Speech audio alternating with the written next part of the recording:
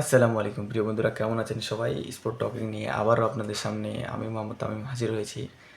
আবারও আপনাদের সামনে ক্রিকেটীয় কিছু কথা বলার জন্য।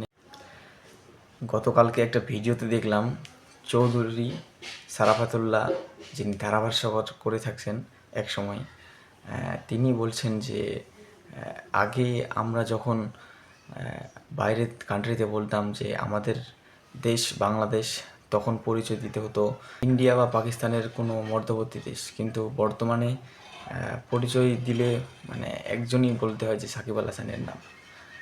এটি সত্যি একটা গর্বের বিষয় যে সাকিবের মতো একজন প্লেয়ার হওয়ার পরও আমরা মানে উইদাউট কোনো পরিচয় ছাড়াই অন্য দেশে পরিচয় পাচ্ছি।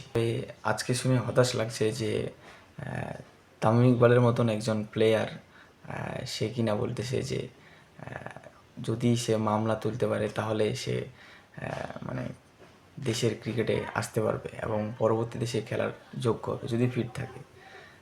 এই জন্যই তো বলে যে বন্ধু নামের শত্রু যে এতদিন আমরা চিনতাম তা আজকে পরিচয়ে পাওয়া যাচ্ছে। কোনো কিছু না বলেই কিন্তু এশিয়ার বেস্ট 11-এ তার জায়গা, আর সেটা কিভাবে সে পাকাপোক্ত করেছে তার কেরিয়ারের মাধ্যমে সেটা আমরা অবশ্যই ভালো করে জানি।